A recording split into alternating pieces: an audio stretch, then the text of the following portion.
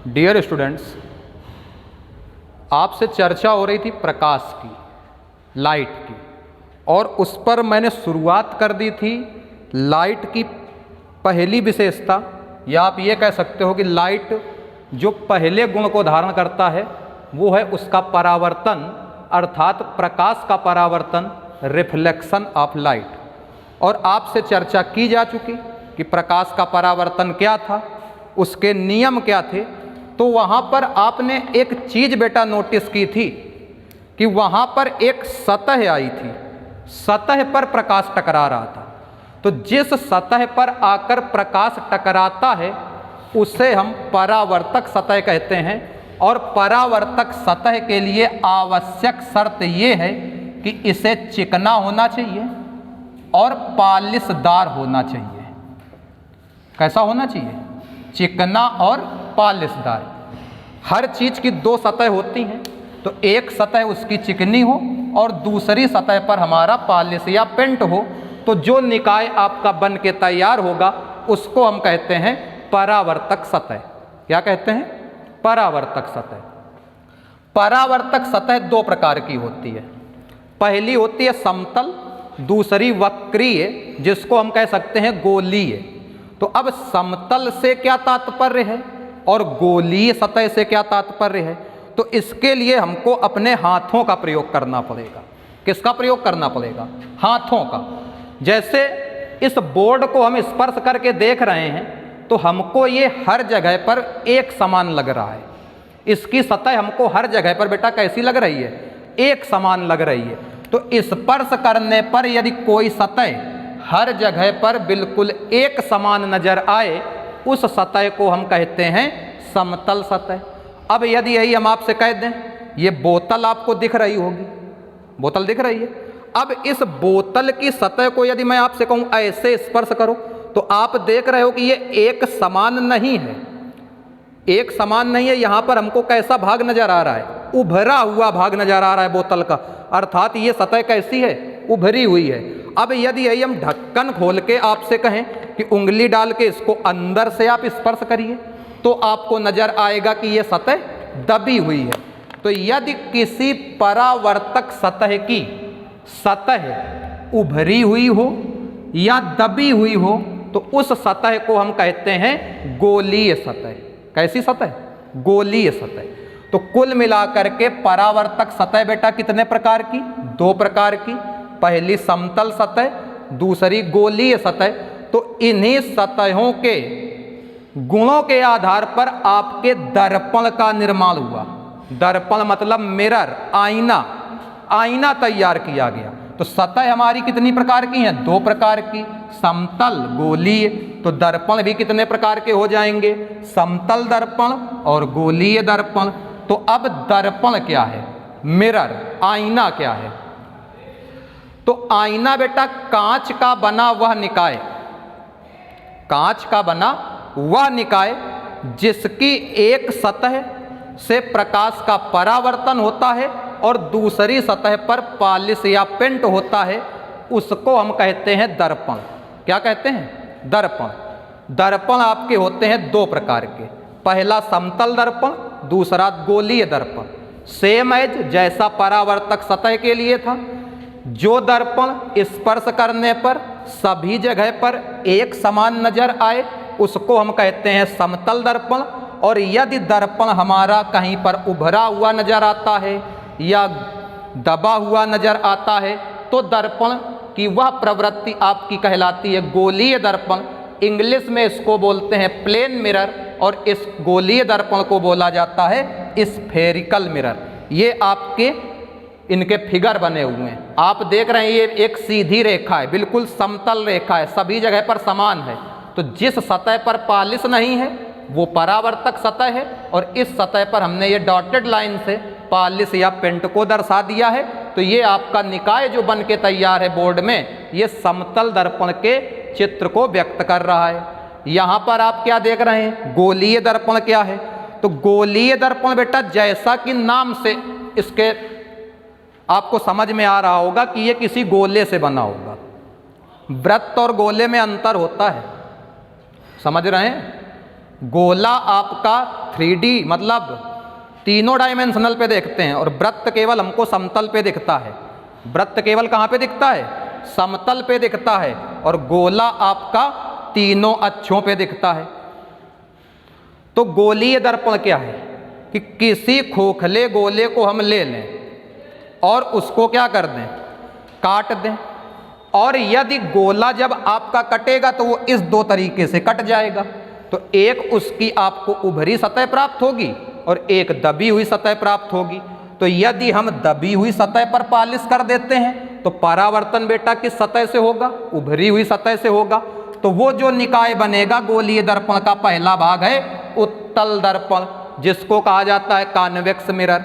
और जब हम यही काम उल्टा कर लेंगे, मतलब दबी हुई सतह से परावर्तन कराएंगे, उभरी हुई सतह पर पालिश कर देंगे, तो हमारा जो नया निकाय बनेगा वो गोलीय दर्पण का दूसरा भाग है अवतल दर्पण, जिसको कॉनकेव मिरर कहा जाता है।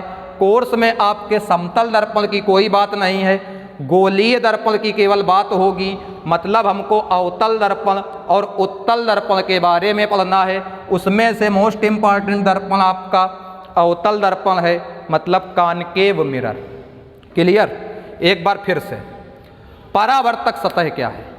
जिस सतह से प्रकाश का परावर्तन होता है उसे हम परावर्तक सतह कहते हैं। आवश्यक शर्त क्या है कि परावर्तक सतह को चिकना और पालिशदार होना चाहिए। मतलब एक सतह चिकनी होनी चाहिए, दूसरी सतह पालिशदार होनी चाहिए, तभी परावर्तन होगा। तो अब इस घटना के आधार पर या इस विशेषता के आधार पर आपकी परावर्तक सतह दो प्रकार की होती हैं। समतल सतह जो सभी जगह पर एक समान हो, गोलीय सतह उभरी हुई हो या दबी हुई हो। तो इसी आधार पर आपके दर्पण का निर्माण किया गया। दर्पण क्या है?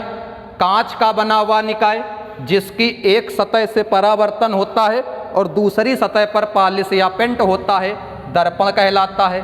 यह दो प्रकार का होता है, समतल दर्पण जो एक समान परावर्तक सतह रखता हो, गोलीय दर्पण जिसकी सतह उभरी हुई या दबी हुई हो, गोलीय दर्पण कहलाता है। गोलीय दर्पण दो प्रकार के होते हैं। यदि परावर्तन उभरी सतह से हो, दबी हुई सतह पर पालिश हो तो उत्तल दर्पण। यदि परावर्तन दबी हुई सतह से हो, उभरी हुई सतह पर पालिश हो तो अवतल दर्पण। सीधा फंडा यदि उत्तल दर्पण और अवतल दर्पण देखने हो तो घरों में आपके चम्मच होगी। चम्मच को जब हम देखते हैं तो चम्मच का एक सिरा दबा हुआ होता है दबा हुआ, और एक सिरा उभरा हुआ होता है।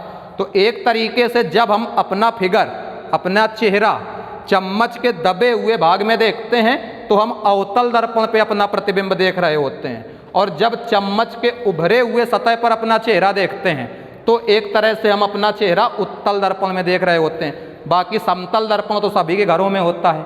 जो नॉर्मल दर्पण सभी घरों में यूज होता है वो कैसा दर्पण होता है? समतल दर्पण। क्लियर? अब आपका यहाँ पर इम्पॉर्टेंट थोड़ा सा टॉपिक है, गोलीय दर्पण के संबंध में कुछ परिभाषाएं, some definitions in respect of spherical mirrors. तो इसमें सबसे पहली परिभाषा है आपकी ध्रुव। ध्रुव क्या होता है? ध्रुव है आपका दर्पण का मध्य बिंदु।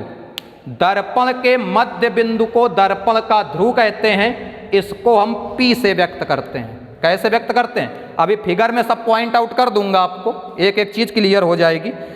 तो आपका ध्रुव क्या हुआ? दर्पण का मध्य बिंदु दर्पण का ध्रुव कहलाता है।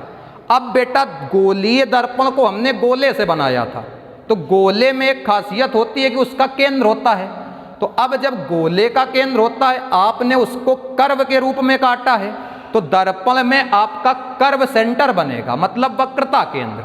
तो वक्रता केंद्र क्या है कि गोलीय दर्पण जिस खोखले गोले का एक भाग होता है उसी का केंद्र गोलीय दर्पण का वक्रता केंद्र कहलाता है, कर्व सेंटर। और इसको बेटा हम कैपिटल C से डिनोट करते हैं या कैपिटल C से व्यक्त करते हैं। अब बेटा हमारे पास दो पॉइंट आ गए P और C। तो अगली आपकी है मुख्य अक्ष, मतलब प्रिंसिपल एक्सिस। तो दर्पण के ध्रुव और वक्रता केंद्र को मिलाने वाली सीधी रेखा, मुख्य अक्ष रेखा कहलाती है, अर्थात उस रेखा में P और C बिंदु आपके निर्दिष्ट होंगे अर्थात स्थित होंगे। यदि P और C स्थित नहीं है तो वो मुख्य अक्ष रेखा नहीं होगी। तो मुख्य अक्ष रेखा क्या हुई? दर्पण के ध्रुव और वक्रता केंद्र को मिलाने वाली रेखा मुख्य अक्ष रेखा कहलाती है। आगे आया मुख्य फोकस।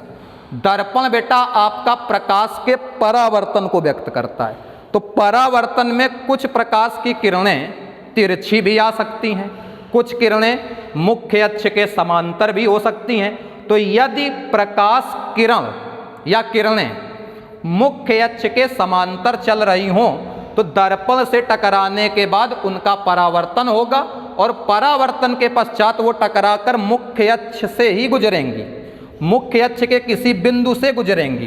तो मुख्य अक्ष के जिस बिंदु से गुजरती हैं उसे हम दर्पण का मुख्य फोकस कहते हैं, प्रिंसिपल फोकस, जिसको कैपिटल F से व्यक्त किया जाता है। तो इसकी परिभाषा एक बार पुनः, गोलीय दर्पण के मुख्य अक्ष के समांतर चलने वाली प्रकाश किरण दर्पण से परावर्तन के पश्चात मुख्य अक्ष के जिस बिंदु से होकर गुजरती है या गुजरती हुई प्रतीत होती है उसे हम गोलीय दर्पण का मुख्य फोकस कहते हैं। इसको कैपिटल F से व्यक्त किया जाता है। अब बेटा हमारे पास चार चीजें क्लियर हो गई, ध्रुव, वक्रता केंद्र, मुख्य अक्ष और फोकस। तो अब रेखा जो आपकी मुख्य अक्ष थी उस पर यदि दूरी हम ध्रुव से लेकर के वक्रता केंद्र तक माप दें तो वो आपकी वक्रता त्रिज्या बन जाएगी, जिसको इंग्लिश में बोलते हैं कर्व रेडियस।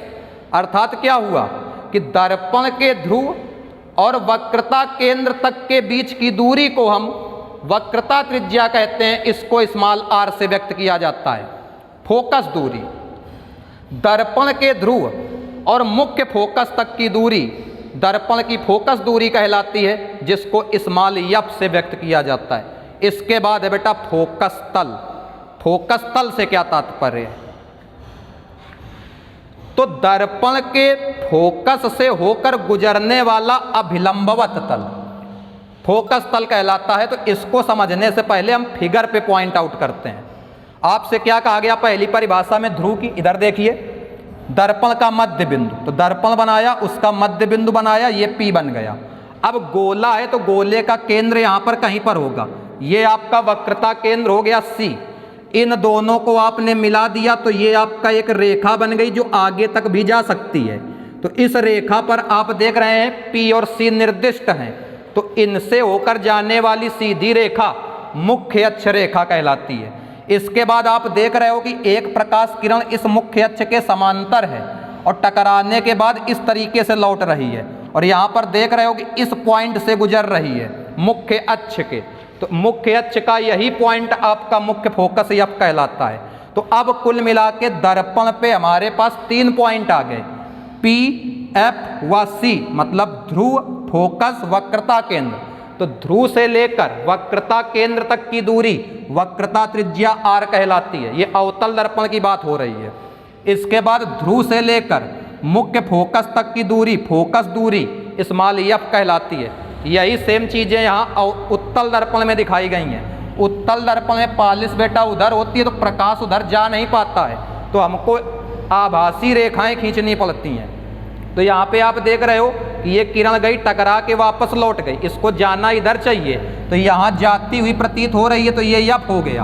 केंद्र आपका वही है, ध्रुव भी वही है, सेम चीजें वही रहेंगी। P से F तक F रहेगा, P से C तक R रहेगा। तो क्लियर हो गया होगा।